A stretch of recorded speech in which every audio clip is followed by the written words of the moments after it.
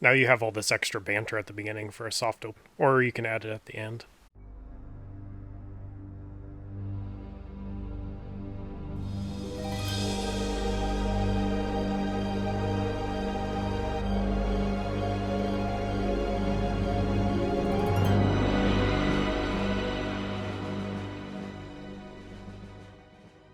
Hey everybody, this is BigMan2K from RF Generation, and this is the people of RF Generation. With me this time is nupoile. How are you doing? Hi, I'm pretty good. I usually go by Doug. The nupoile wasn't really a name that was ever supposed to be pronounced out loud when I made it, so we'll just call me Doug. I can go with that, and that answers the first question. So you are in Oregon, I believe, right? Right, yeah. I'm right in the Willamette Valley, so if you play the game Oregon Trail, that's where you end up if you win.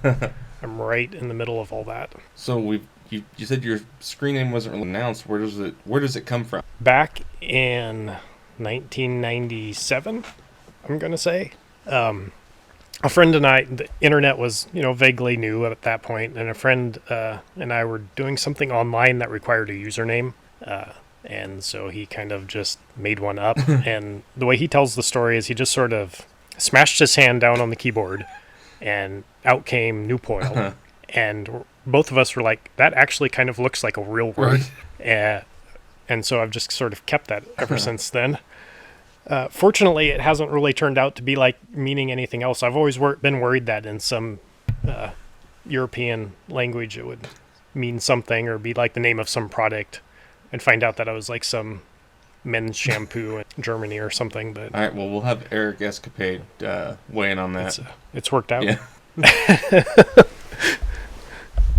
I don't, maybe German wasn't the best language to guess. Oh, yeah, something French. Maybe French. Maybe nupoile is like more of a French sounding name. I don't know. But yeah, so we never said the name really back in the late 90s. It wasn't until more recently that there's been cause to actually pronounce it out loud.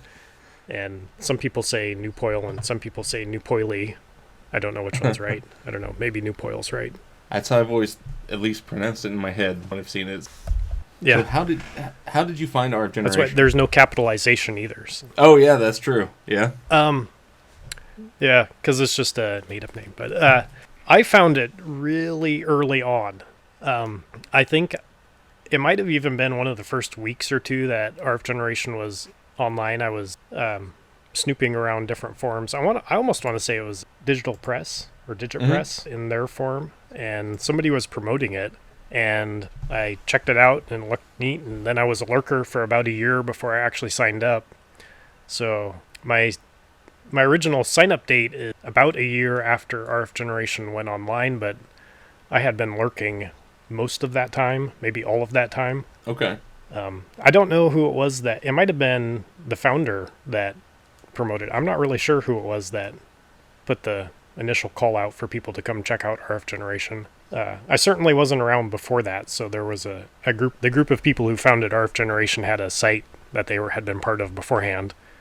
I definitely hadn't been familiar with that site until RF Generation launched, but I knew about it right from the very beginning. So then what stayed then? Just kind of the community that you saw, or was it keep hanging around? Those two things, yeah, for sure. The people, they're pretty great. I don't know if you've been on the internet before, but sometimes people on the internet aren't so great. And RF Generation has some pretty great people. So, and then the tools too. Nowadays, there's a few more places where you can keep track of collections of things, but back then there wasn't really anything good. I think what I had been using before then was just lists I had found online. So I don't know if anyone remembers that there had been a list of all the NES games, and it was rated from like A+ to F as far as rarity. Yes. So list you'd have Super Mario Brothers and Duck Hunt. It would be like what would it be? F. So it'd be like super common, and then super rare things. And I think over time people sort of found that list to not be as accurate as they had hoped, but that was kind of the sort of thing I was using back before RF Generation. And when I discovered RF Generation, there was a good tool to use to keep track of everything, and it was a lot better than carrying around paper lists. Yeah, I know that. I think as well where it kind of because I'd use all kinds of stuff too. Software I can't even fully ever. But then just wanting to use IG, they were lacking that they had that I had that they didn't have and they came across. So yeah, that. Yeah. So that brings up, since we're both talking about it, is it digital press or is it digit press?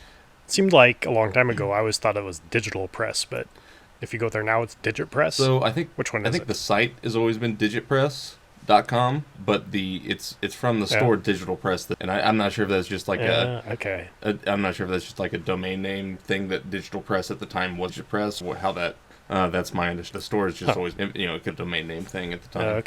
Okay. I don't spend much time there anymore. I think once I sort of discovered RF Generation, I only go there occasionally. Which is not which is not a knock necessarily, not meant to be a knock on Digital Press, but there's been a lot of stuff, from my understanding, the old form transitioning different. And, I don't know the full extent of any of it.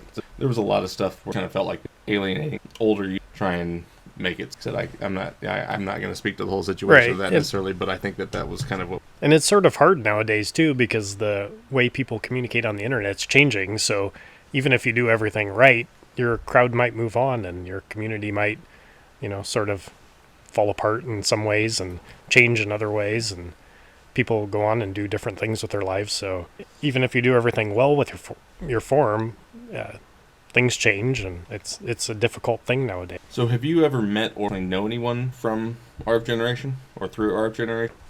I've been fortunate enough to meet a few different people. So I've met Fokakis.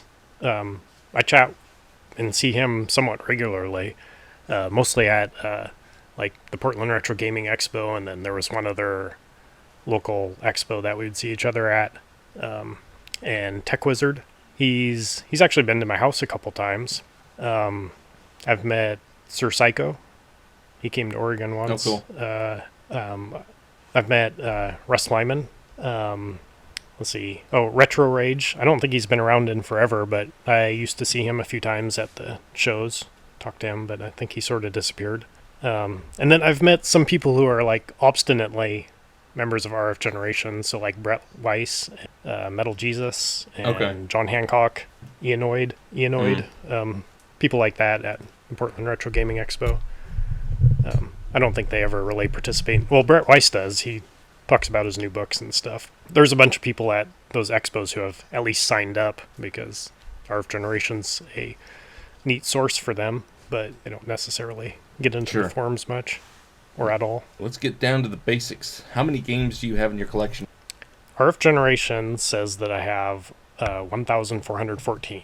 Or, I guess I would include hardware too, huh? Yep. I probably have... I don't think that number includes all your duplicates. No, it doesn't. And I certainly don't have all my hardware in there. Yeah, I don't have all my hardware in there. And then I probably shouldn't count, but I do have quite a few Steam games and GOG games, and Twitch gives me free games, so I've got a number there, but I don't know if those count. Those probably don't count. They're not real games, are they? Well, no, Krabby certainly wouldn't say so. Yeah, really. Steam is great, and GOG's great, and they sort of have a different angle on the digital games thing, and I wasn't really ever going to expand beyond those two, but Twitch just started giving me... So I have Amazon Prime, and since Amazon bought Twitch, you get free games. So I'm like, well, I guess I can't really turn these down, because actually some of those games I want to play. So I had to sign up for the Twitch thing, too, and get my free games. And there's Epic Games giving away stuff all the time, too. I guess it's I don't do the Epic Games one. I was able to hold off on that one, but I can see the appeal. Yeah, I have to try really hard to not sign up for things like that.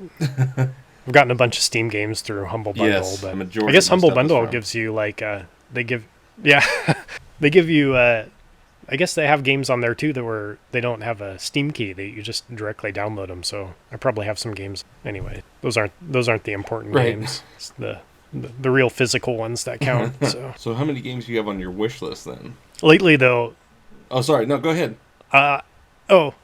Yeah, I was gonna say lately, all I've been playing is digital games. I've been so busy lately that, and I've gotten a couple games through Steam that I've wanted to play. So that's the games I've been playing mostly, but lately. But yeah, I need to get back to the physical ones too. Yeah, as far as my wish list, I used to keep some games on there. I haven't for a long time, and I think it's just because I just keep buying. How would you say it?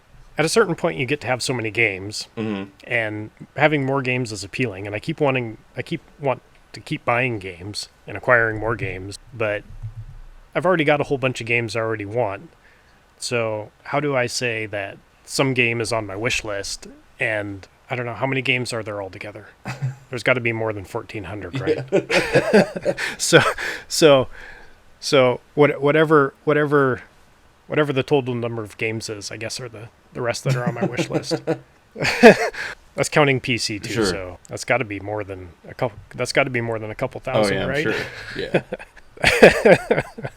So, how many systems do you have? I think at last count, of course, it depends on how you count systems, but I think I have about 40, not counting duplicates or variants. Wow.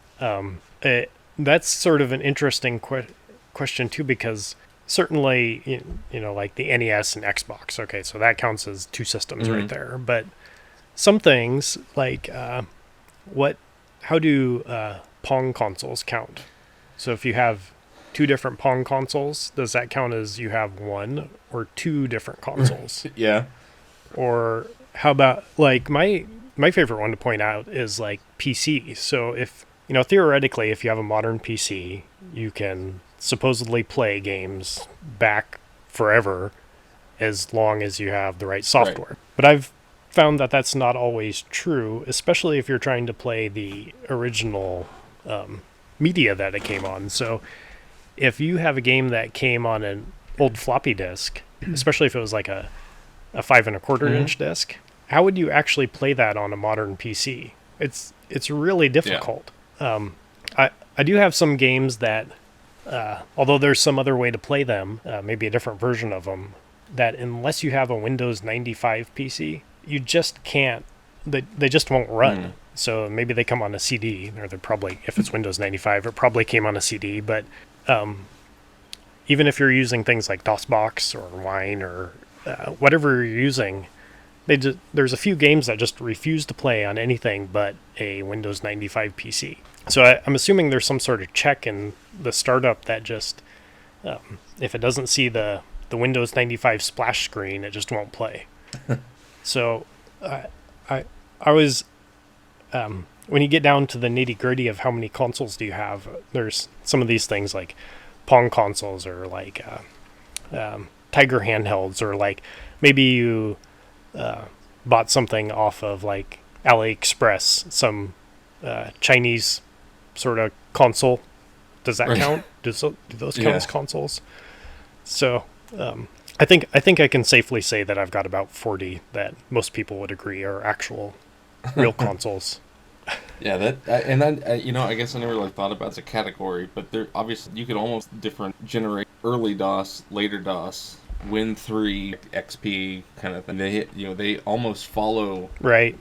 These quote unquote it's all relatively the same stuff and could theoretically be played one way or another. And yeah, that totally makes sense. I generally, I guess for the sake of argument, for when it comes to PC, I sort of break it up into like 3 different generations of like PC gaming. So there's current generation stuff, which goes all the way back probably until like the earliest of the 2000s. So like, and then there's XP up kind of. Yeah, somewhere in there, or maybe like just at the tail end of XP. And then there's the stuff you would have ran on Windows 95, so that would have included all the later DOS stuff, and all the way up through like when you would have had like a Voodoo 3 graphics card maybe. And then there's stuff that you would have ran on like a 386 and prior. Sure. Hit that. A lot of those things you're able to. Yeah. A lot of those things you're able to play, fortunately. I mean, like DOSBox is a great tool, right? So you can play all sorts of games from all those different eras. There's just a few things that it's just easier to have an older machine, especially if you're trying to actually play it off of an old disc or even an old cassette if you're going back that far. That's sort of, I kind of break PC up into like 3 different eras, I suppose. So when would you say that you started collecting games? Whether you're being just gaming to collecting, or if the bad, you kind of just saved all your stuff and started collecting, but then it was like, okay, well, I'll keep going. I have always kept all of my gaming stuff. There's a few things that I had as a kid that I don't have, but most of what I had as a kid, I still have. In fact, like for the NES, all of my nicest complete games are ones that I got when I was a kid. So my nicest boxes and instruction manuals are ones I've kept the whole time. I didn't really start expanding beyond PC and NES until, I guess, like the later 90s, I suppose. A friend gave me his PlayStation, and then kind of in the early 2000s, I really started like adding more NES games and more other consoles. So I don't know if you want to say it was like the early 2000s when I started actually trying to collect things that would have been old, or if you just sort of count it as I've always collected things as a kid and gaming wise, and I've just kept it all. So we didn't really have a whole lot of games when I was a kid, and but we had some, and I still have those. We had a couple different computers that we had when I was growing up that I don't have anymore. I think we had a Commodore 64, and although I've got one now, I don't have the one I had as a kid. And we had a Tandy 1000. It seems like we had another computer of some sort in there too that I don't have, but yeah, I've kept all that stuff. I still have all my old Nintendo Powers, the beginning. They all have my name on the label, nice. So that's kind of neat. Yeah. Well, since you've kept it all, what was the first system? I'm pretty sure that it was the NES. My parents told me that we had a Pong system when I must have been really young. I don't ever remember that. So my dad got it for him. So, but he must have gotten rid of it right away, because I think if he had kept it for any length of time, I would have remembered it.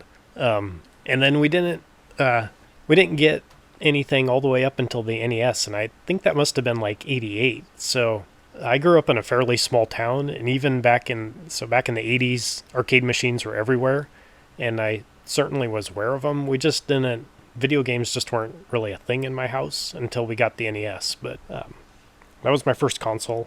Remember waiting for that. We actually had to back order it, so we found out we were getting it, and then it turned out it was on back order, so I had to wait for what probably seemed like 6 years until it showed up. But no, it was probably a few weeks, but it seemed like forever. So told his kid, you're getting an NES, and then you have to wait. Got that from Sears. I think it was either Sears or J.C. Penney's. So that was where you bought your games back in the late 80s. Was got them from the Sears catalog or the J.C. Penney catalog, and you go into the Sears store, and in the back they had an electronics department. Pick up your games there.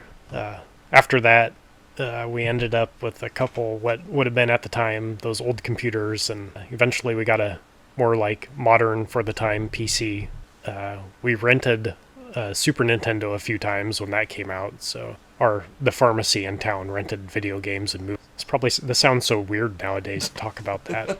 Like, I guess most people, when they think about renting things, they would think, oh yeah, there used to be these video rental stores where you'd go and rent movies, but we don't even do that anymore. But you probably won't think like before the video rental stores, it was things like pharmacies and the Sears store. You know, what's Sears now? Sears is where you go to buy your washer and dryer, and that's about it. So, what was your first game? I'm always amazed when people are able to answer this question. I don't know. I usually go with the first time I remember, because I know that that's such a hard thing to. It's like the first probably. Yeah, I think so. Well, the first game that we had with the NES would have been Super Mario Brothers, and I think like immediately after that we got Metroid. But the first game I played, I sometimes wish that it was, hold on, we have to pause for a second. My wife is like gesturing to me wildly. She has to go do something. What? We'll have to like cut this out, I guess. No, it's all staying in. It's all staying in. That'll be great. She's been here listening to this one-sided conversation the whole time. At least it's my wife. It's not like some strangers. I've got headphones on, so she can't hear what you were saying. So I'm just talking about random video game stuff. And so how do we start this back up again? The first game I think I played would have been in the arcade, probably in our local pizza place. I usually say it's something like Popeye. It could have been 1942, but I kind of think that game was later. I want to say it was like Popeye or Pac-Man, maybe. I'm not quite so old that I was around at the dawn of the arcade era, but Popeye was still pretty early. So, and like I said too, like I grew up in a pretty small town, and I lived in the country besides. So, even though when you'd go into any sort of store, maybe even like the post office, they would have arcade machines. Our town wasn't really so big that we had many of them. So, maybe our supermarket would have had like one arcade machine at the entrance, and we had pizza places that had a couple arcade machines, but they really, they just weren't all over like growing up in a bigger town. But yeah, I did recently go back to that same pizza place that I went to as a kid, and they still have arcade machines, really? And it's pretty much the same setup that they had. Yeah. Yeah, it's great. They've got about 4 or 5. They've replaced the cigarette vending machine because back then you could just have a cigarette vending machine in your pizza place. But so what was that you bought yourself, either like money or? The first game I would have bought would have been some shareware games. Okay. So back in the 90s, you could go into stores and they would have for like $2 or $3 or $4. You could buy a shareware game, and so sometimes those would be like a glorified demo, and sometimes they'd be most of a full game, but they'd always want you to buy, pay for an expanded the full experience version. Yeah. So the first ones like I could have remembered doing that for would be like maybe like the first 2 Duke Nukems, which would have been before Duke Nukem 3D. Yeah. Or like there was Hugo's Jungle Adventure, maybe I can remember that. That was sort of like it was an adventure game. It was like text based, so you would type in what you wanted to do, and you could move around on screen, but most of your interactions had to do with typing in commands. Mostly I ended up getting games for like birthdays or Christmas, or just my parents would buy me some game. And I think the first time I went in on like a full game is a friend and I bought Jedi Knight, Dark Forces 2 Jedi Knight. Yeah. So that would have been like the late 90s. So I guess I was kind of spoiled in that I didn't really have to buy most of my games up until that point. So we played that a lot. So what made you want to get that one? You said you picked up shareware for the Jedi Knight one. There was the demo. They had a demo that we downloaded. So this was at we were in college and at the dorm, and it seemed like the demo was played across the whole dorm, and the demo was one level of the whole game. So, and then I think you must have been able to play online too. Maybe you got one level of online. So a friend and I split the cost of it and bought it. And so Jedi Knight's a first-person shooter, essentially, in the Star Wars universe. The thing that's different about it, or maybe it's not different nowadays, but it was back then, was that you have your normal running around and jumping and shooting and collecting power-ups and stuff. But because it's in the Star Wars universe, you also have force powers that are separate from your weapons. So some of the force powers are like healing or using a shield, but other ones are like attacks, so you can use like force lightning or whatever. And we the way my friend and I would play is one of us would play with the guns and the running around and jumping and shooting, and the other one would do the force powers. So this would take like one hand on the mouse, the other hand on the keyboard, and then the other person would have both their hands on the keyboard too. So we were we teamed up and we were really good. We got accused of cheating all the time because we could do these things that most people couldn't do because they didn't have 20 fingers to use. I was gonna say, I mean, you guys were really hardcore about sharing that game. Yeah. I guess we didn't know any better back then. But we had all sorts of great times. Our dorm had a T1 line, so back in the 90s, that was pretty hot stuff. Was flying. So we had like the lowest ping times of anybody. We would anytime we would log into any server, we would be the lowest ping time. And this was early enough that we were in a dorm where there was maybe like 100 people, but I would say probably only about 30 of us had PCs. And so a lot of the times you would have, and it was our one dorm had our own server. And so I think it was set up that we were almost like our own ISP. I guess I'm getting a little more technical and trying to remember back 20 something years, but oftentimes there would only be like 2 people using it. So we would essentially have our just the free run of the full bandwidth, and it was great. So we would run around and just run over everybody else playing that game online. Do you happen to remember the first game? When we first got our NES, we got Nintendo Power along with it, and so Nintendo Power came with guidebooks, and I think we bought a couple too, so some were available in stores.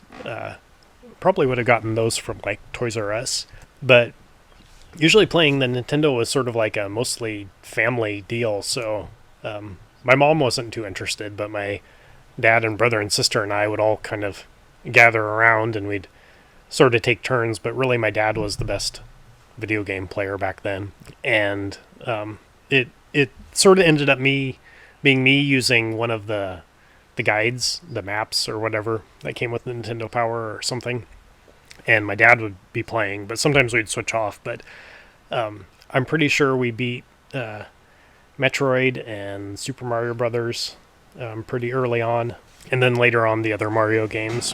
Yeah, I definitely like Super Mario Brothers would have been probably about the first one. From a game? I don't think so. I am surprised I haven't. I yell at games quite a bit, but I don't think I've ever actually. And my wife would probably tell you I yell at games a lot, but I don't think I've ever broken anything. I'm kind of surprised. Controllers must be pretty tough because sometimes I'm really determined my character needs to do whatever, and I'm pushing that button with enough gumption. You would think that they'd break, but I don't think I've ever broken anything. Yeah, I did have like a year or two ago. I brought some old consoles. Like I brought an Xbox and a NES and a PlayStation, and I think I brought my Vectrex and maybe a couple other, maybe a Game Boy. I brought them to there was a youth pastor putting on a video game night, and he knew I had a bunch of old video game stuff, so he asked me to come, and I sort of ended up with my own room, and so it was sort of like the vintage room and then the modern room, and kids would come and play, and one of the kids there broke the door on one of my NESs, so I guess that's my breaking. It wasn't real. I don't know if it was really his fault though. But I have that NES has a mod on it, so when you put the cartridge in, you don't have to push it down. Like the blinking light. So, yeah. So I have it's that. So the first run of those, they're real. Once you put the game in, pulling it out is really hard. It's pretty stiff, and I think he was using the door as leverage to pull out the game and change the game, and he broke it. But yeah. So are you still collecting? That's okay. I think. What was that? I am my wife and I. Oh, yeah. So still collecting now. So, my wife and I have been super busy the last couple of years. Moved in with her elderly grandma, and there's not a lot of time. I don't know when you get to be an adult, it seems like your time goes somewhere. You don't have very much of it, but anyway. So I've still been trying to buy games. I don't even know if it's actually slowed down all that much. My playing of games has slowed down quite a bit, but we're still buying stuff. I've sort of shifted to buying. They end up being pretty common games but games that people want to play. I guess there's a bunch of popular games I've missed out on that are just good games. So we've been trying to get some of those. There's a 9-year-old that seems to hang around me a lot, and we've been trying to get some games for her to play. So there's been some 3DS games, and I got into Skylanders somehow. I didn't want to get into Skylanders at all because I didn't want to collect all those little characters, but the 9-year-old is totally into them. So I know that pain. We have those now. I know that pain. Yeah, I haven't told her about Amiibos yet. Yeah. Their level of Skylanders way cheap now. Yeah, no kidding. And then you have to dust them too.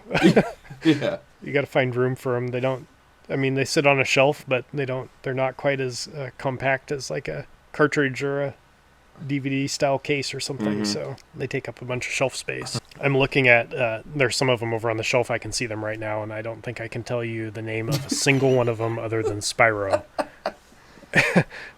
But I'm pretty sure the 9-year-old could tell you what every single one of them was. I'm pretty sure my son hasn't played it. He's got all kinds. I brought one too. There's a handful that I know, but there's so many of them. Yeah, no kidding. It's not that I don't want to know. I'm sure that Skylanders is a fun game, but there's so many fun games to play that I'm not going to keep track of every single little last thing. I'm just going to keep buying it. That's part of why I got into collecting is I never thought I'd get to a point where I had so many games where I couldn't play them all. Right. I always figured, well, you're going to retire. You're going to retire sometime, and you're going to have all that free time to play games. But somehow lately, I've gotten to the point where I sort of feel that I'm definitely getting to that point where I've got enough games to keep me occupied, and I keep buying more. I keep buying somewhere in like maybe the 3 digits each year of new games. But I've always bought games wanting other people to enjoy them too. So I'm just not buying them for me. I want other people to play games and enjoy them too. So I don't always buy things that are just for me, but somebody's got to like, I don't know, Superman 64. Somebody's got to like that game and want to play it. So. Yeah. So, I mean, I guess that then how much stuff, games of Magic. I there's probably some kind of where I'm going to get them else possible. But is there, and I probably may not always get to one day. I've certainly, I'll play when I'm retired kind of thing. I've had that, but is there, this is it. I guess you could take that question one of two ways. So there's is it enough for me personally, or is it just, what's enough for the general population? But I assume since we're doing this, I'm talking to you. People of RF generation. Yeah. I guess the best answer to that question is I don't have any plan on stopping buying games and consoles, and if there's one there in front of me that is the right price, I'm going to buy it. If I had more time in my life, I'd buy even more games than I'm buying right now, and I don't think that there's enough for me. But on the other hand, too, is games shouldn't really be a burden in your life either. You kind of have to buy them and collect them based on any particular person's lifestyle. So fortunately, my wife and the 9-year-old are totally happy that I have a bunch of games. In fact, they play them more than I do. And I've got room to put them somewhere, whether that's on display or in boxes or whatever. They're not, overtaking our house or anything. But if I had some other different situation in life, maybe less games would be appropriate. And I would be happy with less games too if they ever became any sort of burden on whatever it was that I was doing in my life. But as it is now, I hope to keep buying games, and I hope to start collecting arcade machines and pinballs, even more bigger stuff, grander stuff. It's a dangerous path. I've got one cabinet here, and I'm Rich could tell you the pinball path. I have a pinball machine. I have a pinball and an arcade machine. Neither of them work right now. Oh yeah. I want to get them working. Yeah. The pinball machine looks awesome. And then the arcade machine's it's a like a period correct knockoff Miss Pac-Man Oh, machine. interesting. So it was made. Yeah, it was. As far as I can tell, it was made in the early '80s, but it is not an official machine. But it has the official Huh. marquee. So it wasn't something that was made later, as far as I can tell. It was something that was made like when Miss Pac-Man would have been like a newish current game, but it's not an official game, except for the marquee. I'm pretty sure the marquee is official, but the board's not a official Miss Pac-Man board, even though that's the only game it plays is Miss Interesting. Pac-Man. I think it has capacitor problems is on the board, but so when I first got it, it would show characters on the screen, but it wouldn't play. So I know that the CRT is fine, and I've replaced the power supply, but I just can't get it to play right. So someday I'm gonna have to go and take off capacitors and put new ones on and see if I can get it to work. So you'd kind of mentioned it, putting it in boxes and stuff. How do you? So in the last place we lived in, I had most of it out and ready to play. I never had all of it out, but I had most of it out and ready to play. Most of the consoles were set up and ready to go. Since we've moved, my wife and I have been so busy, and I guess luckily we've been able to do other stuff. You know, we've got to take care of Grandma, and just other stuff has come up. We've been doing that, but right now I've got, unfortunately, a bunch of it's in boxes. Not all of it though. So like right here, sitting in front of me, let's see, what do I have? I've got the NESs there. 360, PS3. There's a 3DO. The Vectrix is out. There's some of the handhelds are out and ready to go. So like I can see a Neo Geo Pocket Color and a Game Boy Advance, and there's a 3DS here somewhere. But a bunch of the stuff is kind of in the other room in boxes. I hope to get that out and set up somehow. I've been collecting stuff to make playing games easier. So that's one of the more like the main drives of the last few years is buying stuff to facilitate playing games. So some of these games are getting really old, and it's not like you can easily go out and buy a new CRT TV, but I've been trying to collect those, making sure I've got good power supplies and cables, everything. So I've got a fairly good size collection of CRTs, and someday I'm going to have room and the time and set them all up and have them ready to go, and yeah, including old computers too. So I don't know if you remember, but playing with old computers is sometimes a real pain. They're not old things like the Commodore 64 and the 386s and what else, like the TI-99 4A. It's just not like as easy to do as it is nowadays. So growing up, we didn't get our, so I never really did anything with the Commodore. I had a TI-94, but I didn't. Right. I don't even know if the switch box, and I didn't even have like an adapter. I've had and seen some of those things, but I haven't. The only 386 that we've had, my dad bought it later. Their business, that they used a really old DOS printing statements. But it was funny because he had some, and he didn't tell me, but he came to school and he was like, okay, we're going to go to lunch. But we went and got lunch, and then he took me home to fix his computer, and then took me back to school. That's awesome. Huh, funny. Yeah. I'm trying to think if I have anything like a similar story. I think my dad sort of expected me to know stuff about computers too, but I wouldn't say that my dad was super into technology, but he was enough. So he definitely made a point of us having a computer of some sort. And for a while, he ran. My dad was in real estate, and he ran real estate out of our house for a brief amount of time. So he had computers for that, and I remember it was a big deal. So real estate is there's the multiple listing service. So back in the 80s and early 90s, you would get these great big, huge like phone book style books every month that had all the listings of all the properties. But at a certain point, that went online, and so my dad had to get a computer so he could access the online stuff. And so we bought a computer, or he did, but then he had to go buy a modem, because the modem didn't necessarily come with your PC, because that wasn't a thing that even most people did, was use a modem. So you had to go buy a modem, and we had to open up the computer and put the card in. And this was, of course, before the internet and YouTube and everything. So sort of a scary prospect to open up your computer and put this electronic thing in there. But we did, and it wasn't even...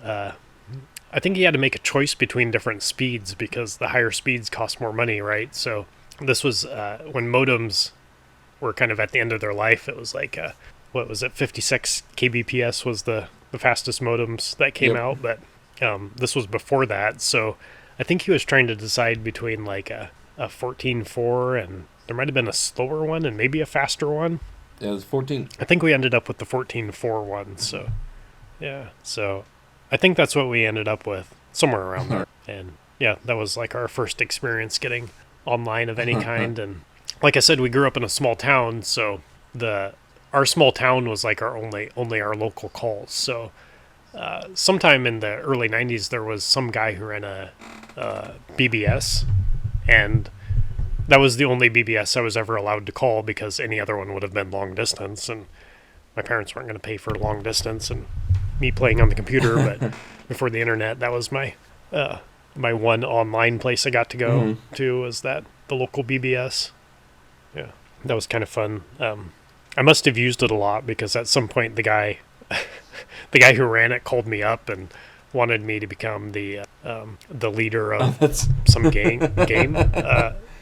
Yeah, so I don't remember the name of it, and I think if I describe it, people are going to think it's some other game than what it was. But it was like of course it's all turn-based, but it was a game where you bought planets, and this is all text-based, turn-based stuff because BBS. But you'd buy planets, and some of them would be agriculture planets, and some would be defense and war planets, and other ones would be economic planets and whatever. And you'd build up your empire and then compete with other empires who were other people calling into that BBS or even other BBSs. So like you'd have like your local economy and conflicts and alliances and stuff, but then the local ones, whatever you're doing within them, also like as a group you interacted with other BBSs, and I kind of got lost at that point, but it was pretty interesting. But yeah, I think the last time I called that BBS, it was probably like in the mid 90s after the internet was already going, and I called it up on our computer, and somebody picked up the phone. So normally you dial in and you get the modem dialing sound, but this time I guess the guy had stopped doing the BBS and maybe gave up the phone number because someone answered. And so, but because you're dialing through your your DOS based PC, the only input output for audio is the PC speaker. So there wasn't like I didn't have a microphone of any kind, so all I can hear is the person like talking through the PC speaker, and I don't have any way of like being, oh sorry, I thought this was the BBS. So I don't know what that was like. I assume that probably happened to them more than once, but I don't know. So what would you say most proud moment passed up on? That's a tough question for me. I guess my least proud moments is being poor back in the 90s and not buying a bunch of stuff off of eBay that is worth a bunch of money now. But there was, back in sometime like in the early 2000s, I went into a pawn shop and I asked them, I was looking through their games that they had on display, and I asked them if they had anything that wasn't on display, if they had any, thing weird or unusual. And the guy's like, oh, I think I've got something downstairs. Let me go get it. And so he comes up with a boxed Vectrex and like 7 boxed games. And I bought it. So, and it was like, I think it was like $70 for a boxed Vectrex and 7 complete games. They go for a lot more money than that now. I don't know much about Vectrex. Pretty certain that's fantastic. Yeah. That's one of my favorite systems to talk about. It's nice. I always have it set up. It's always ready to play. I think other than the NES, it's like the only other console I've had hooked up continuously since I got it. Give away part of your worthy cause. What part would? You've always asked this question in your other Yep. people of RF Generation interviews. Yeah, I don't. I guess I kind of look at it as. I guess you have to answer it honestly. So, like, if there was some situation that required you to do it, so some people kind of give the answer of like, I just can't imagine that whatever that situation was be. We'll make up some situation. I think I would part with most of it fairly easily. I guess I got the way I'd answer it is like, what would be the last things to go? So I think in the end, the things I'd be most wanting to hang on to would be like the NES stuff I had as a kid and the current PC games I own. The 3DS and Vectrex are pretty good. But the rest of it, I think I would be able to part with without too much pain. So that's not saying that I plan on parting with it, because like I said earlier, I plan on buying a whole bunch more games. I'm not planning on getting rid of any of it, but if I did, I guess NES and current PC stuff would be the last stuff to go. So what's your favorite part of your Vectrex stuff then? Yeah, Vectrex is definitely the one I like to talk about the most. It is honestly neat, even if it's kind of uncommon, even in the collector world, to have a Vectrex, but it's pretty neat. You got to have the overlays, though. There's like homebrew Vectrex games, and people sell multi-carts for the Vectrex, but the overlays is where it's at. You've got to have the overlays, so you got to keep that in mind. If you play Vectrex without the overlays, you're missing like half of the experience.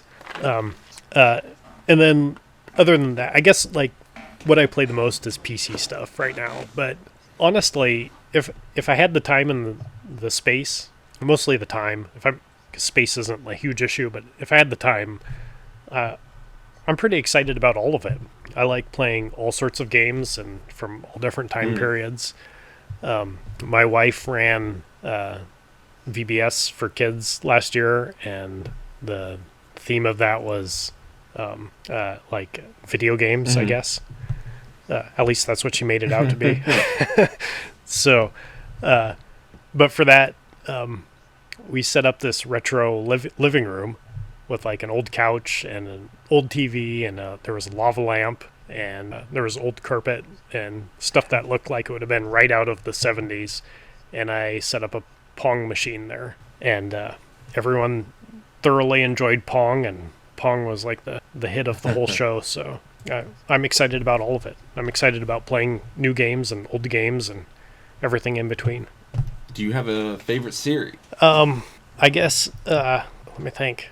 I'm sort of into like complicated simulation sort of games, amongst other things. Like I said, I'm willing to play Pong and whatever else is new.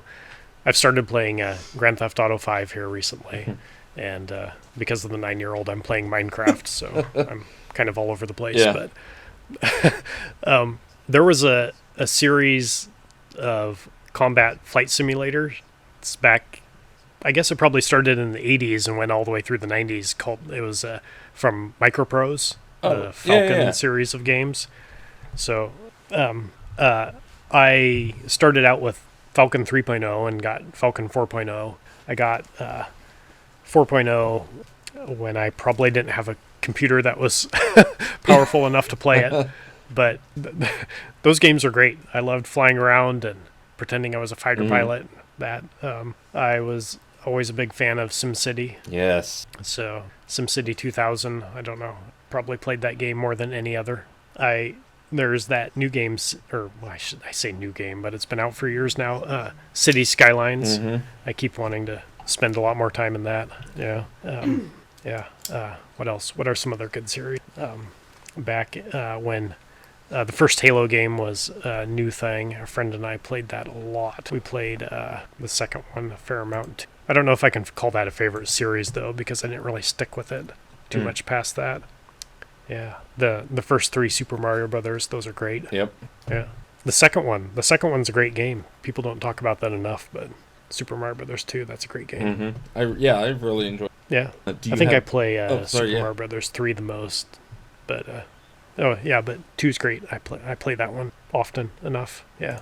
What is your guilty pleasure to gaming? I know it's kind of a silly question. If there's something. Uh, Buying weird gadgets and toys. I suppose like in the like oddball things. So somewhere around here I've bought and I have hardly even used it, but I'm sure it's much to the chagrin of my wife. But there's a boxed PC component from like the early 90s Mm-hmm. that I bought off of eBay just a while ago. And it's supposed to, I think it allows you to have like faster access times to your hard drive. Okay.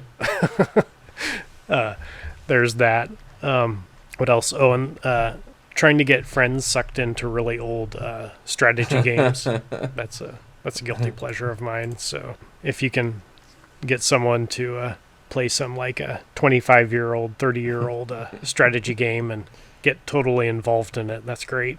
Turn-based. Oh, either. I think one of my good story, one of my, well, sometimes that's sort of like in between. So like Knights of the Old Republic. Mm-hmm. So that's a little bit newer than 30 years ago. But is that turn-based or real-time? It's turn-based, but it kind of plays like real-time. But I was kind of thinking along those lines, like there's Utopia on the Intellivision. Oh, uh-huh. And yeah, so that is sort of like a mix in between the two, the way it plays out. So I guess people would say it's real time, but because you're only able to do things so fast, it's almost turn based as long as you're constantly playing it. What's the other? There's that game. There's the Dungeons and Dragons one, but it's not Advanced Dungeons and Dragons. It's Treasure of Tarman on the Intellivision. That's a pretty fun game if you can get somebody to buy in on that game. It's not much to look at nowadays, but you got to get someone. You got to get someone to commit to playing it, and once they do, it's fantastic. What do you think is the valuable part of it? Either by value. We kind of already talked about the NES, so that would be like on the sentimental side, and most valuable. Well, I guess compared to like purchase price would be that Vectrex, but I guess I just looked over and I've got this Silent Service NES cart that is signed by a bunch of people from RF Generation, sitting on my shelf that I think I won in some raffle on RF Generation a few years ago. That's a pretty impressive thing. So here, let me send somebody to go get it. Erwin, do you want to go grab that? Even if it's not signed, I think that one wins. I'm tied down. I'm tied down by headset. So who's on here? So Wild Bill signed this. Wrestling Man. I got Tech Wizard to sign it later on. Who else? Oh, Crabmaster is on here. It says Big Man 2K right on here. That was at Retro World one of those years. Duke Togo. Yeah. Is that Fleech? Yeah, that would have been Israel. Yep, Fleech. Yeah. Eric Escapade, Single Banana. And then I took this to PRG. I got Metal Jesus to sign it. Oh, nice. Oh, that's where Tech Wizard would have signed it. So somewhere on here, there's got to be. I got to have Fokaki's name on here somewhere. People's signatures are so interesting. I don't know. How do you read them? Yeah. So we'll go with that. That'll be my most valuable sentimental. The Silent Service card. So what game do you think you have the most nostalgia for? It's got to be one of the Super Mario Brothers games or the Falcon games. We already talked about those, so Right. I should come up with something new, huh? I played a bunch of. that's that's the thing is that's completely understandable because. We've already been a little bit of this to go this way. Just the whole back and forth of the whole dynamic and everything. I expected something like this. So yeah, this is perfectly fine. If you want to come up with something else, I did that's get cool to too. so I worked at a job in college where it essentially just I just needed to be there, and I was there at nighttime. So like some of the things honestly, I just had to be there. So I just had to be present and watching over stuff. And there wasn't really much involved at all. But so you got to do homework, or you could play video games or read or whatever. But I brought in, I would bring in this little 13-inch TV and a PlayStation, and I played a lot of Gran Turismo and Gran Turismo 2, and I've put in like somewhere in the like 4 digits numbers of hours playing those two games. Those games have kind of sentimental value to me too. What would you? I would definitely like to have things set up better than I do right now. I'd like to have, I would like to replace capacitors on some old systems. I know that's a bigger issue on some systems than others, but I'd like to get into that and making sure everything's up and ready to be played. And like I said earlier, like I enjoy other people playing my video games, and I want them to play them and enjoy them, but if they're all put away in boxes, that's not really conducive to them playing the games. So I want to have a better setup, and I want things to be easy to play. And I know if I've got like an Xbox set up, people are going to be able to figure that out. But if I've got a Commodore 64 set up and there's like a tape drive there, people aren't going to know what to do. So I would like that to be just like a as best as it can be, like seamless experience to like someone's like, oh, hey, that looks neat. I want to play that, even if it's me, but, or somebody who comes over, just some kid or whatever. I want to have a better setup, and I want things to be played. Games are fun to collect and have on a shelf, and I enjoy doing that. And I like cataloging them and finding out what different variations and stuff. But I think the reason we collect games is to play them. Yeah. Games are meant to be played and have fun with, so that's what I want to happen with. What do you feel is the strangest item in The strangest item? What is my wife? I'll see if my wife has an answer. What do you think the strangest item in my collection? She's thinking about it. I'm thinking about it too. What would be like? I see. Let's see. Over on the shelf over there, I've got 2 of the Oregon Trail handheld things. Oh, she's waving that off. That's not it. Target came out with those a few years ago. Right, yeah. But she doesn't think that's it. Let's see. Oh, that I have 2... we have 2 Dreamcast keyboards with Typing of the Dead. That's what she says. Is I've got... one's a first-party keyboard, one's a third-party keyboard. But we can play Dreamcast Typing of the Dead with 2 keyboards. So you can have 2-player Typing of the Dead. That's what she's going. I don't know if that is strangest, but that's just plain awesome. It is pretty awesome.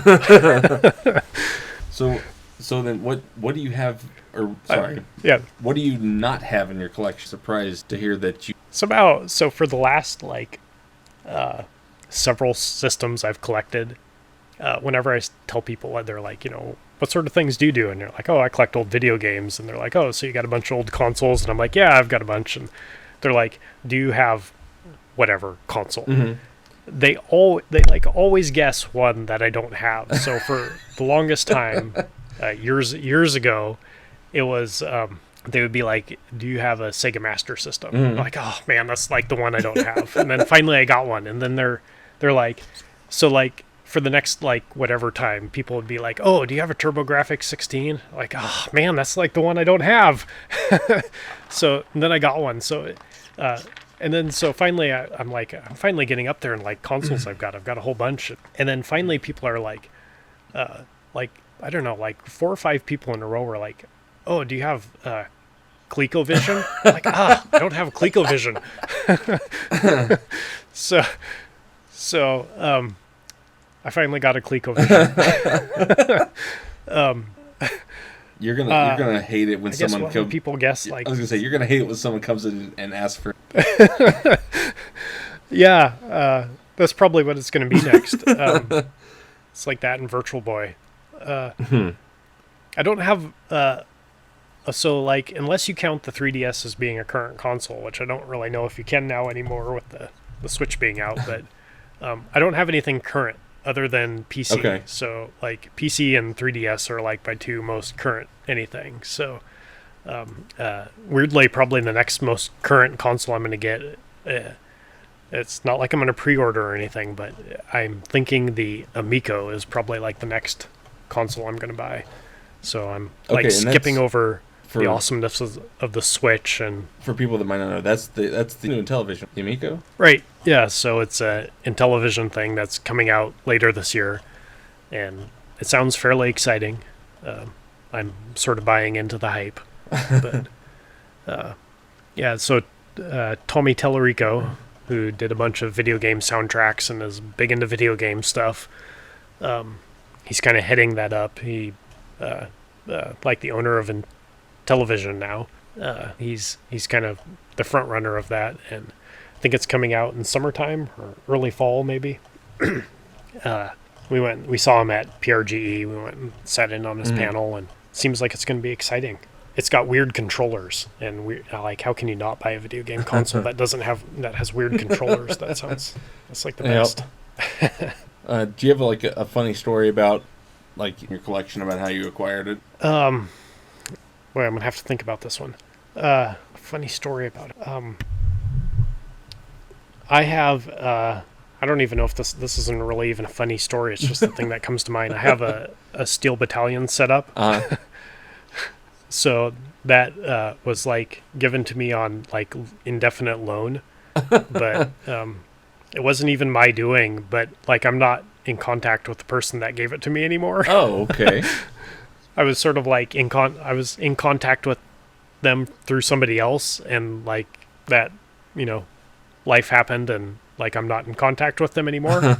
I would be, but I've got their indefinite loan Steel Battalion set up, and I guess it's mine now. But yeah, you can't really complain. Sure, well, he didn't even have a way to play it, so yeah. You kind of alluded to it, but I mean, you had to move your collection to another house. What was that like?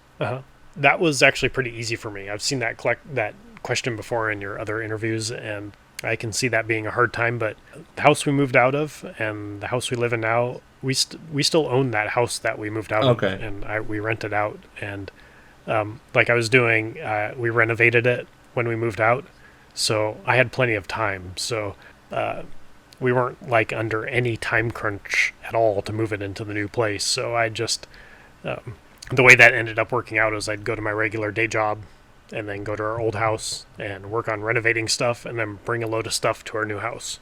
I just did that for a while, and it eventually all made it. So I guess that's like the easiest way to do it. So I guess that's advice to everybody else. Is just like, one is, own a house, and then when you have to move, just don't sell it. Right. I'm saying that tongue in cheek. Of course. No. There's no video to go along with this. So it's weird that, because I kind of had a situation. I mean, we'd sold it, and still, because of the way that renting it back after the sale went. So we were shopping for houses and stuff like that, but we still lived in our old place. And then we found the real estate market here was nuts. We ended up finding a place, and we still were under lease at the old place. Well, sheesh, as soon as the sale went through here, it's like, okay, let's start, emptying out the storage locker and all that kind of stuff, get that over. So we had plenty of time to process. Yeah. I think real estate's kind of nuts all over, isn't it? It's, yeah, but sometimes you hear of these people that have to move out in a crunched time period, or they're moving across country, and I don't know how they manage. It's a wild thing. Yeah. I mean, I guess we're sort of in like a rarefied era, is where we're collecting like a substantial amount of physical items that take up a good amount of space, and they're not, everybody has clothing and pots and pans and whatever else people have, and their bed and couch and whatever, but moving around all these video games, and they're not super fragile. It's not like we're not collecting like Precious Moments figures or something, but some of these, like CRTs are fragile, and some things you don't want to crush boxes. If you have to move like a long distance, and you have to kind of do it all at once or over a week or a weekend or whatever, that seems like tough. It's a tough thing to do. Kind of feel for the people who have to do that, but yeah. Got a lot of stuff in your Steam. What percent you own have you actually? We should just move to a different question. Not very many. Yeah. Because then the follow-up is how many... I'm hoping to retire. I was going to say, the follow-up to that is what's the percentage...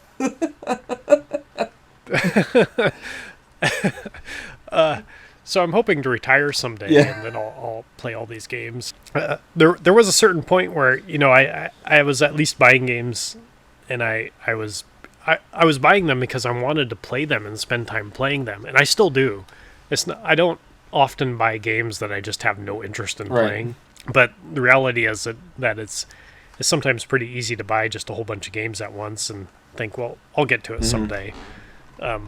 My plan right now is to live vicariously through other people. So I'm hoping to get other people to play the games for me.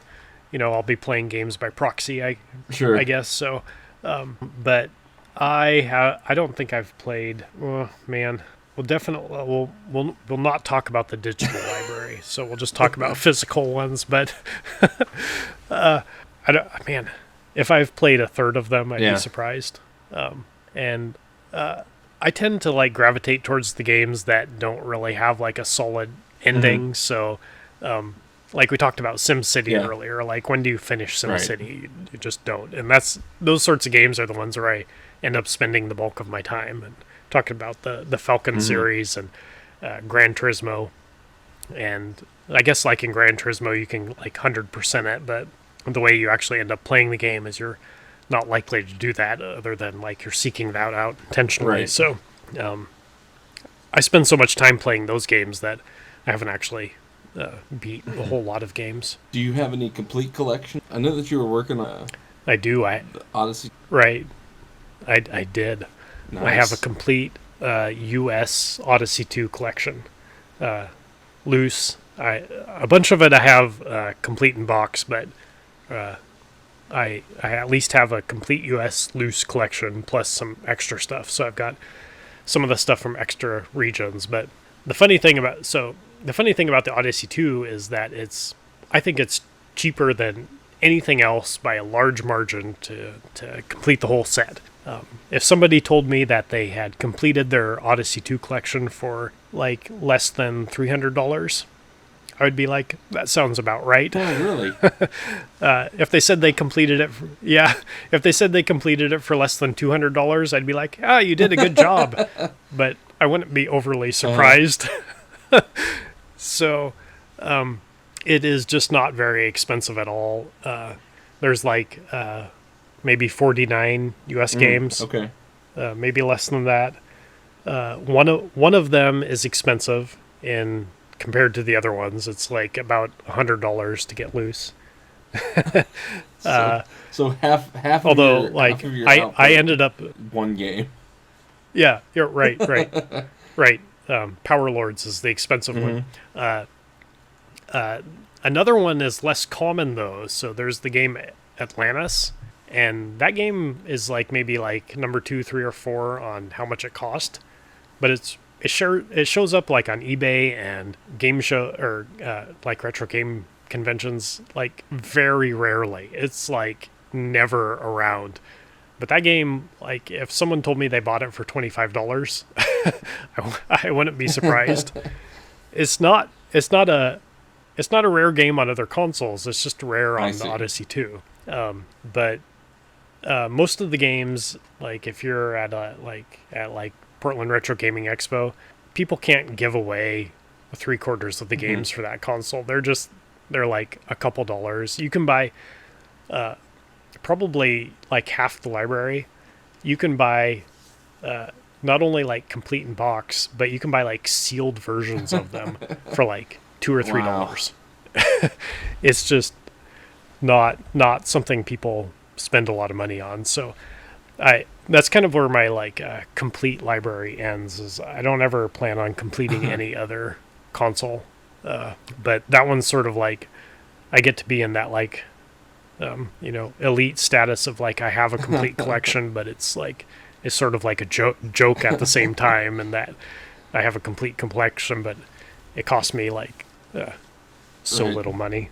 And even that game that costs $100, the Power Lords one, the one that's the most expensive Odyssey 2 game, I got that in a eBay lot where I bought a bunch of games at once, and the listing for that lot, it showed some of the games in the pictures, and in like some of the pictures they showed the manual for that game, but they didn't show the Power Lords Oh. game, and they didn't mention it in the listing. And so I bought the lot, and and I knew there were more games coming than what they had showed or talked about in the listing, but when it showed up, Power Lords was one of the games, so I got the most expensive game for no Very added nice. cost. It's funny Yeah. because I had a stack of 10, say 10 or so Odyssey, and I've only seen Uh, the console itself like twice around here, at oh, really? a thrift shop, and they wanted like $50 for it. And meanwhile, Oh, boy. I'm looking on eBay. I'm like, these are selling for like $20 all day long. And Right. this was like I could Right. just never even like on their half off or 30 or 20% off. I can't pull the trigger on that. I just can't do it. I just can't make myself get one of these for that price when I could, if I really wanted to, I could get one for a lot cheaper. It looked like, I Yeah, mean, it looks like a it's- very interesting console. I just never have, and even the cartridges themselves were pretty interesting with that, with the little handle on top, and I just get myself to have the console, just at the price that they. So I guess like since we're talking about it, and I'm one of the few people who has a complete U.S. library of Odyssey 2 games.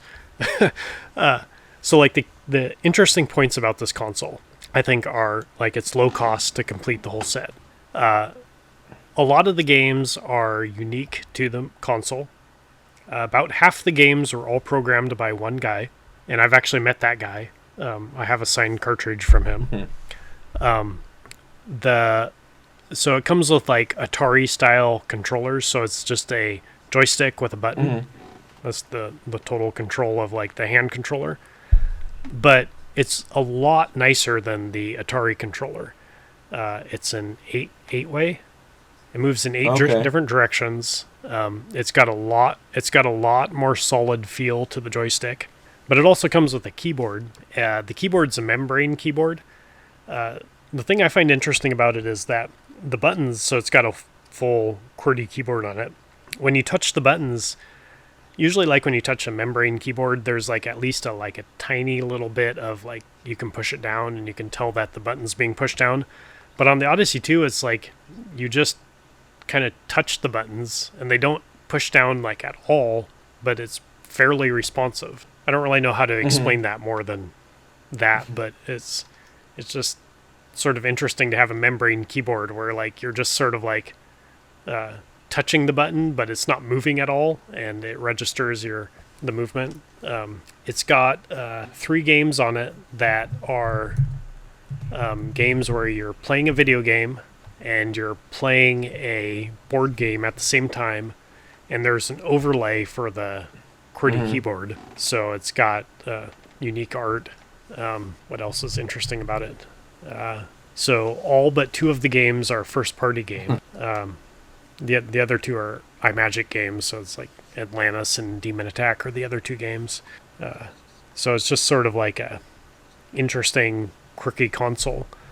There's a few games on it that just aren't on any other machines, so like Killer Bees isn't anywhere else. But some of the games are kind of like rip-offs of other games, so there's like the big story about the Odyssey 2 was Casey Munchkin. Yep. So like Casey Munchkin looks a lot like Pac-Man, but it's not Pac-Man. And there was a big lawsuit about that and everything. But there's a few games that aren't on any other console. It's interesting stuff about the Odyssey 2. There's a few more games that came out in other regions. So like Brazil had like 4 games, and there's a few games from France and a couple from Japan, maybe. Like the grand total of Odyssey 2 games that aren't current day homebrews is maybe like around most of 70 games, maybe somewhere in there. So when you were talking about the keyboard and about how it would be like you would touch it, but do you remember the touch controllers, a flat membrane, the directional? No, I don't remember that.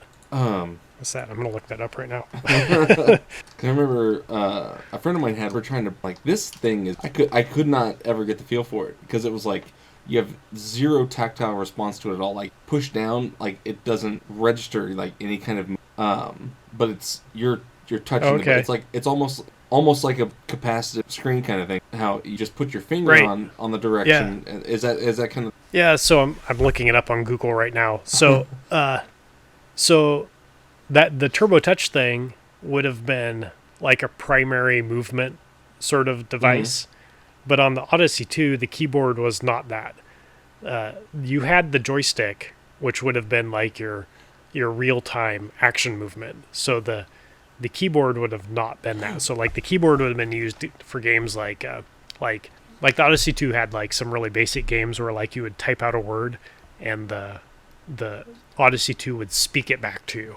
No, yeah, I wasn't necessarily meaning for... That doesn't really sound very... I wasn't necessarily meaning to control games. I was just talking about the actual... The use of it, like, when you were typing and stuff, if it was something to that. Right.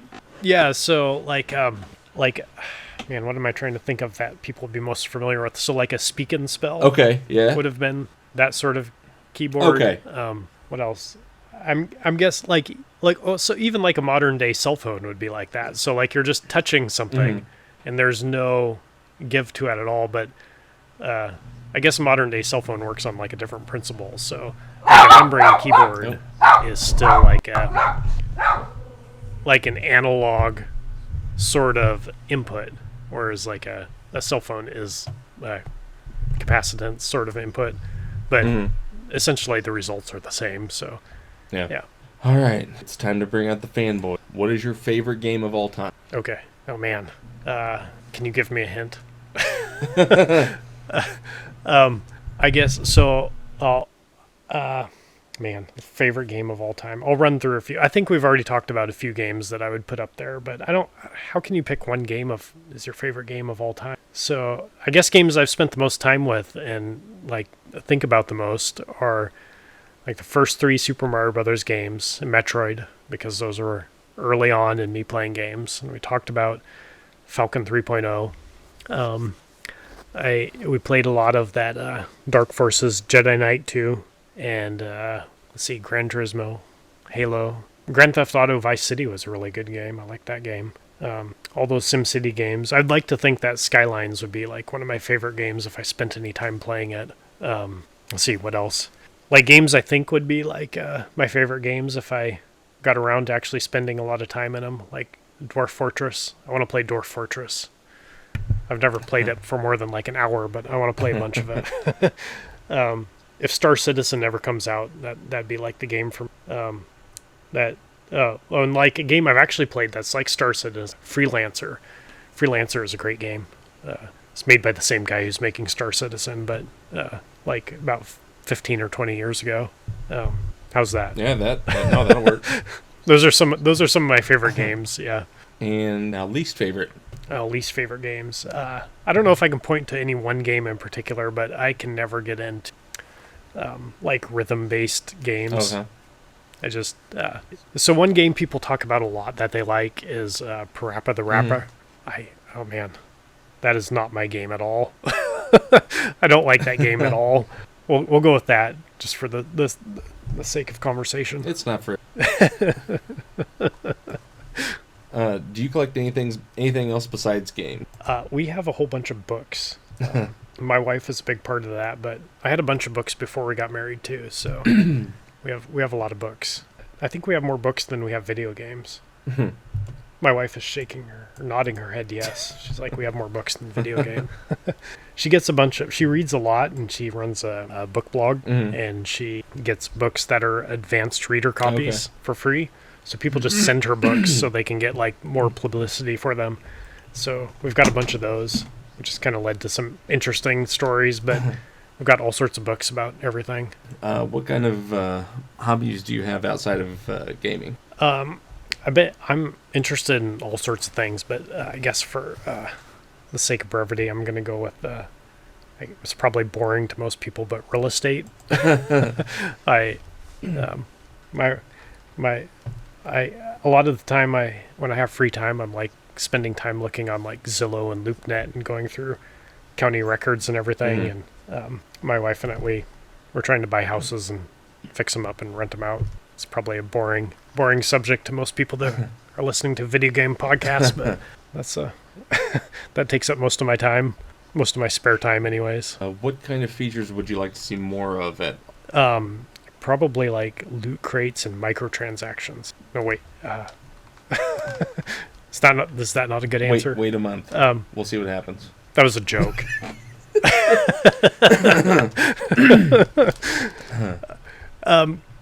One thing, I think other people wish this too, and it seems like it's probably a big thing to implement, but one thing I've always wanted was, so some people are into variants and other people aren't. Yep. And even if you are, there's times where variants are like not the thing you want to be concerned about when you're searching for something. So it'd be kind of nice to have a way of like having your collection at any given time be either full of variants or variant free. So if you're NES is a pretty like solidified, like these are the official NES games, but sometimes you want to be like, do I have Super Mario Brothers 3? And you don't want to care about which variant you have. And other times you want to know, do I have that variant? Right. And it'd be nice to be able to like turn that on and off and say like, I've got all these variants, or I just have that particular item. The thing that like started me thinking about this the most was like when I was collecting Intellivision games, and Intellivision is terrible about variants. So most of the games, they just kind of mixed and matched boxes and stickers and manuals and cartridges with different labels. There's so many different variants for all the different games. And if you're collecting loose stuff and you come across a particular cartridge with a particular label, you don't know which variant you have because that cartridge with that label could have been in any sort of number of boxes with any kind of different number of manuals. And the only way you know is if you have a sealed Intellivision game and you open it up and you find what you have. So it'd be nice to be able to say that I've got Frog Bog for the Intellivision and not have to worry about which variant you have. Yeah, But on the other hand, if you want to worry about the variant, you could worry about it. Well, I'm just going to pretend that Scott didn't say.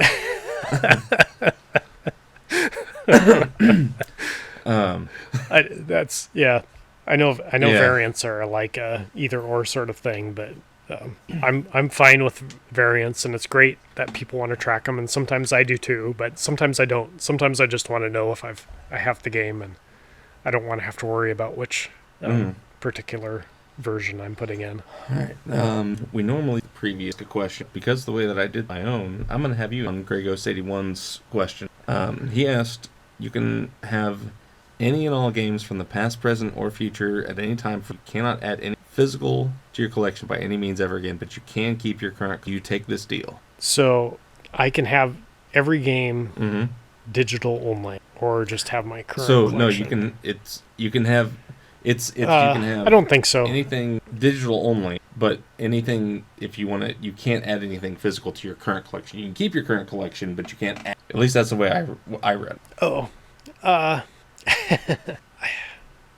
know I don't have the world's largest collection, but I'm fairly and I keep adding to it certainly, but I'm not super tied to it, I suppose. So I guess I could kind of go either or, but I also don't need a whole lot more games because I've already got enough to play forever. Especially since I like playing games without ending, right? So I guess I could kind of go either way. I guess I don't really have a firm opinion on that. Yeah, I'm sorry. I'm kind of weaseling out of that question, I suppose. But I guess I don't have a firm stance. So I guess that's an interesting thing by itself. Is like I want to add more physical games, but I'm not super tied to it, and I've got enough right now that I'm pretty happy with. So that doesn't mean that in the next month I'm not going to go buy, stumble across something and buy 50 more games. But yeah. Thanks again to Doug for joining me for this People of RF Generation entry. If you would like to read any of the previous entries, check out the forum thread at rfgeneration.com. It will be linked in the blog entry. Until next time, this is Adam Bickley, Bickman2K. Thanks for listening.